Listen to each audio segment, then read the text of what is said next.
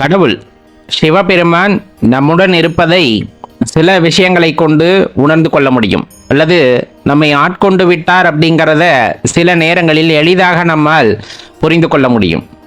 அது என்ன காரணிகளை வைத்து உணர்ந்து கொள்ள முடியும் என்றால், எந்த சிந்தனையுமே இல்லாமல் இருந்த நமக்கு, ஆன்மீகத்தை பற்றி ஒரு தெளிவுமே இல்லாமல் இருந்த நமக்கு, பல்வேறு தெய்வங்களை வழிபட்டு கொண்டிருந்த நமக்கு சிவ சிந்தனை மட்டும் உண்டாகும். சிவனை வழிபட ஆரம்பிப்போம். அதுதான் முதல் அறிகுறி. மனம் எங்கெங்கு சுற்றினாலும் இறுதியாக வந்து சேரும் இடம் அப்படிங்கிறது சிவபெருமானாகத்தான் இருக்க முடியும். அவ்வாறு அந்த சிவபெருமானை வழிபட வேண்டும் என்ற எண்ணம் நமது மனதினுள்ளே வருகிறது என்றாலே நமக்கு அந்த இறைவனின் கருணையானது கிடைத்து விட்டது அப்படிங்கிறத தெளிவாக தெரிஞ்சுக்கணும். இந்த துன்பம், கஷ்டம், இந்த மாதிரி எந்த ஒரு சூழ்நிலை வந்தாலும் சரி, அந்த நேரத்தில் எல்லாம் மனது ஸ்திரமாக இருக்கும். எந்த இடத்துலையும் ஒரு தடுமாற்றமே இல்லாமல் எவ்வளவு கஷ்டம் வந்தாலும் இறைவனின் பெயரை மட்டும்தான் நினைக்க தோன்றும். சிவபெருமானே, இதிலிருந்து என்னை மீண்டு கொண்டு வர மாட்டாயா அப்படிங்கிற அந்த ஒரு எண்ணம், அல்லது இது எல்லாம் உனக்கானது, நீதான் அனுபவிக்கின்றாய், இதிலே இருந்து மீண்டு வர வைப்பதற்கு உன்னால் மட்டுமே முடியும் அப்படிங்கிற அந்த ஒரு எண்ணமானது மனதிலே தோன்றுகிறது என்றாலும் தெளிவாக தெரிந்து கொள்ள வேண்டும். நம் மனது முழுமையாக யாரை சரணடைந்து விட்டது என்றால் சிவபெருமானை சரணடைந்து விட்டது அப்படிங்கிறது அதன் பொருள்படும். அதனால நமக்கு வருகின்ற கஷ்டங்கள், துன்பங்கள் எதுவாக இருந்தாலும் சரி, பார்த்தீங்க அப்படின்னா இந்த சூரியனை கண்ட பனி போல அது விலகி போகும் அப்படிங்கிறதுல எந்த மாற்று கருத்துல. நம்ம எவ்வளவோ கஷ்டப்பட்ட சூழ்நிலையில் இருந்திருப்போம், அவரோட பேரை நினைச்சதுமே எல்லாமே சரியா இருந்திருக்கும். அவரை நினைவு படுத்தி கொண்டாலே போதும், எல்லா விஷயங்களும் சரியா இருக்கும். இது வாழ்க்கையில நம்ம பார்த்ததா இருந்திருக்கும். அதுக்கப்புறம் இந்த உடல் அப்படிங்கிற அந்த ஒரு விஷயத்தை நம்ம மறக்க ஆரம்பிச்சிருப்போம். நாம் யார் அப்படிங்கிற அந்த கேள்விக்கு இந்த உடல் என்று பொருள்படும் வகையிலே நம்ம வாழ்ந்து கொண்டிருக்கின்றோம். அப்படிங்கும் போது இந்த உடலில் இருப்பது நாம் அல்ல, இந்த உடல் நாம் அல்ல அப்படிங்கிற அந்த ஒரு விஷயம் இருக்கு இல்லையா, அந்த ஒரு விஷயத்தை தெளிவாக உணர்ந்து கொண்டு அந்த உடலை தாண்டிய தேடுதலை நம்ம ஆரம்பிக்கின்றோம். அப்படிங்கும் போதே இறைவனின் கருணையை அல்லது இறைவன் நம்முடன் இருப்பதை தெளிவாக உணர்ந்து கொள்ள முடியும். ரொம்ப முக்கியம், எப்பவுமே நம்மை சூழ்ந்து ஒரு சக்தி இருப்பதை நம்மால் உணர்ந்து கொண்டே இருக்க முடியும். இப்ப நம்ம நண்பர்கள் கூட வருவது போல, நம் பெற்றோர்கள் உடன் இருப்பது போல, எப்போதுமே இனம் புரியாத ஒரு சக்தியானது நம்மை சூழ்ந்து நம்மை பாதுகாத்து கொண்டிருப்பதை நம்மால் உணர முடியும். இது நிதர்சனமான உண்மை. எப்பவுமே இந்த மந்திர ஜபம் செய்பவர்களுக்கும் சரி, இறைவனை நினைவிலேயே எப்பொழுதுமே நிறுத்தி கொண்டிருப்பவர்களுக்கும் சரி, பார்த்தீங்க அப்படின்னா சில பேர்னால ரொம்ப தெளிவாகவே உணர முடியும் அருகாமையில் யாரோ இருக்காங்க அப்படிங்கிறது. இது மனோரீதியான விஷயங்கள் அல்ல. இருந்தாலும் அந்த ஆற்றல் அப்படிங்கிற அந்த ஒரு விஷயமானது நம்ம எப்போதுமே சூழ்ந்து காப்பாற்றி கொண்டிருக்கும். நீ இறைவன் இருக்கிறார் இல்லை என்று நினைத்தாலும் சரி, இயற்கை தான் இறைவன் என்று நினைத்தாலும் சரி, அந்த பஞ்சபூதங்களின் ஆதிக்கம் பெற்ற அந்த மந்திரங்களை சொல்ல சொல்ல இந்த பஞ்சபூதங்களே உங்களுக்கு காவலாக நிற்கும். சிவபெருமானே உங்களுக்கு காவலாக இருக்கின்றார் அப்படிங்கிறத நம்ம முக்கியமா தெரிந்து கொள்ள வேண்டியது இருக்கிறது. இதுல ரொம்ப முக்கியம், அவரோட ஞாபகம் அப்படிங்கிற ஒரு விஷயத்தை தாண்டி இயற்கை பற்றிய எண்ணம் அப்படிங்கிறது நம்ம மனசுக்குள்ள ரொம்ப மேலோங்க ஆரம்பிக்கும். இயற்கை தான் எல்லாம் அப்படிங்கிற அந்த ஒரு சூழ்நிலை, இயற்கை தான் தெய்வம் அப்படிங்கிறது, இந்த மாதிரி எண்ணங்கள் எல்லாம் நம் மனதிற்குள்ளே தோன்றுகிறது. இயற்கையுடன் நம்மால் பேச முடிகிறது, இயற்கையின் ஒளியை நம்மால் காது கொடுத்து கேட்க முடிகிறது. அப்படிங்கும் போது அது அந்த ஒரு இனம் புரியாத உணர்வானது நம் மனதிற்குள்ளே ஏற்படுகிறது. அப்படிங்கும் போதே சிவபெருமான் நம்முடன் இருப்பதன் காரணமாகத்தான் இயற்கையை பற்றி சிந்திக்க தோன்றும். சில பேர் இறை வழிபாடு அப்படிங்கிறதையெல்லாம் தாண்டி இயற்கையே வழிபாடு அப்படின்ட்டு இந்த மரம் நட்டுறது, மரங்களை பராமரிப்பது, இந்த காடுகள் வளர்ப்பது, இப்படி எல்லாம் இருக்காங்கல்ல, அவங்கெல்லாம் இறைவனோட அருட்கருணையை பெற்றவர்கள். இயற்கை இந்த உலகத்திலே நிலைத்திருக்கவில்லை என்றால் இங்கு ஒரு ஜீவராசியும் வாழ முடியாது. அதை வாழ வைப்பதற்காக இறைவன் பல நபர்களை இங்கு படைக்கின்றார். அவர்கள் எல்லாம் இயற்கையை பேணி காப்பவர்களாக இருக்கிறார்கள் என்னும் பொழுதே அவர்கள் எல்லாம் சிவபெருமானின் கருணையை பெற்றவர்கள். அவர்களுடனே சிவபெருமான் இருக்கின்றார் அப்படிங்கிறது தான் ரொம்ப நிதர்சனமான உண்மை.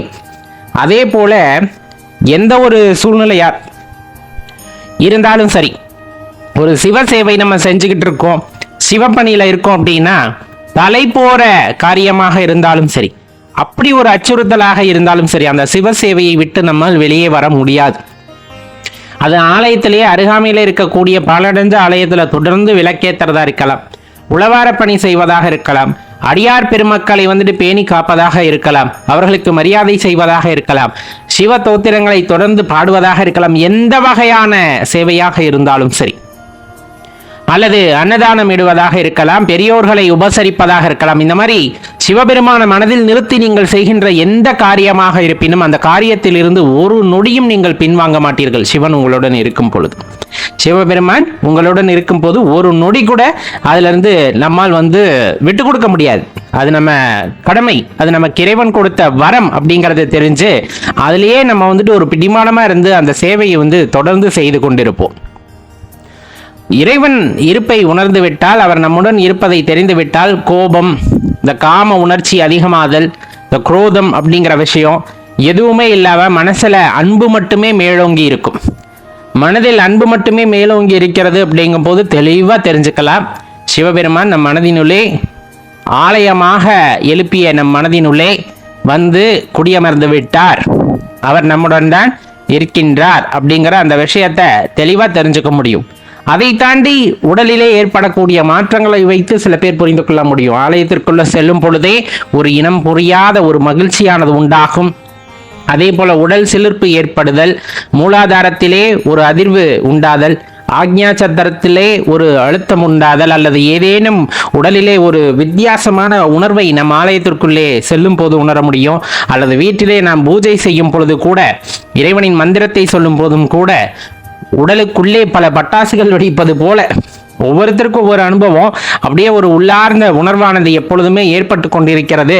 அப்படிங்கும் போதெல்லாம் அது பார்த்தீங்க அப்படின்னா இறைவனின் இருப்பை உங்களுக்கு ஆழமாக அழுத்தமாக எடுத்து கூறுவதாக இருக்கும். இப்படிப்பட்ட அறிகுறிகள் எல்லாம் இருக்கிறது, இந்த மாதிரி விஷயங்கள் எல்லாம் உங்களுக்கு நடைபெறுகிறது அப்படிங்கும் போது இறைவன் உங்களுடனே தான் இருக்கிறார் அப்படிங்கிறத தெளிவாக தெரிஞ்சுக்கணும். தெரிஞ்சுக்கிட்டு அவருடைய புகழை பாடுதல், அவருடைய பெருமைகளை பேசுதல், அவருடைய மந்திரங்களை சொல்லுதல், இந்த மாதிரி அவருடைய சிந்தனையிலேயே இருக்கும் பொழுது தீய எண்ணங்கள் எதுவும் மேலோங்காது. நல்லவர்களுடனே இருக்கும் பொழுது இந்த உலகம் நல்லவையாகத்தான் நமக்கு தெரியும், தீயவர்களுடன் பழகும் பொழுது இந்த உலகம் தீமையாகத்தான் தெரியும். நாம் எப்படி பார்க்கின்றோம் என்ற கண்ணோட்டத்தை பொறுத்து தான் இந்த உலகம் நமக்கு காட்சியளிக்கிறது. அப்படிங்கிறதுனால இந்த மாயை சூழ் உலகத்துல எல்லாமே சிவமயமாக பார்க்கின்ற அந்த தன்மையானது நமக்குள்ளே வரும் பொழுது இந்த உலகமே சிவபெருமானாகவும், இந்த உலகத்தில் வாழ்கின்ற எல்லா ஜீவராசிகளுமே சிவபெருமானிலிருந்து பிரிந்து வந்தவர்கள் என்பதை தெளிவாக உணர முடியும். எந்த இடத்திலிருந்து நாம் வந்தோமோ அந்த இடத்தில்தான் இறுதியாக நம்மால் சென்று சேர முடியும். ஆக்கம் என்று ஒன்று இருக்கும் பொழுது அதனுடன் இணைந்த அழிவு அப்படிங்கிறது ஒன்று உண்டு. இதை நாம் உள்ளார உணர்ந்து கொண்டு அதற்கேற்றால் போல செயல்படும் பொழுது உண்மையை நம்மால் உணர்ந்து கொள்ள முடியும். இறைவனின் இருப்பை நம்மால் உணர்ந்து கொள்ள முடியும். அந்த இறைவனின் இருப்பை உணர்ந்து கொண்டோமே ஆனால் நமக்கு வருகின்ற எல்லா சோதனைகளுமே நமக்கான வழியை காட்டக்கூடியதாக இருக்கும். அந்த வழியானது தெரிந்துவிட்டது என்றால் நமக்கு என்ன காரியத்திற்காக நாம் இந்த பூமிக்கு வந்தோமோ அந்த காரியத்திலே மும்முரமாக ஈடுபட்டு அதை செயலாக்கி இறைவன் நம்ம கிட்ட கட்டளையை நிறைவேற்றி விடுவோம். அப்படிங்கிறதுல எந்த மாற்று கருத்துமே இல்லை. அது சிவன் இட்ட கட்டளை, சிவபெருமான் இட்ட கட்டளை. நீ எந்த காரணத்திற்காக இந்த பூவுலகத்திற்கு வந்தாயோ அந்த காரணத்தை உனக்கு உணர்த்தும் பொருட்டு அடிக்கடி பல உருவங்களிலே அருவுருவமாகவும் உருவமாகவும் சில நேரங்களில் அசரீரியாகவும் இறைவன் உங்களுக்கு அந்த செய்தியை கொடுப்பார். அதை காது கொடுத்து கேட்க வேண்டிய பொறுமையானது நமக்கு இருக்கின்ற பட்சத்திலே நம்ம எதற்கு வந்தோம் என்ப உண்மையானது நமக்கு தெரிய வரும். அதன் பின்னர் அதனை செயலாக்கும் பொழுது இறைவன் நம்முடனே இருக்கிறார், இருந்தார், இருப்பார் அப்படிங்கிற அந்த எண்ணமானது நமக்குள் ஆழமாக தோன்றும் என்றால் அதில் எந்த மாற்று கருத்தும் இல்லை என்பர்களே.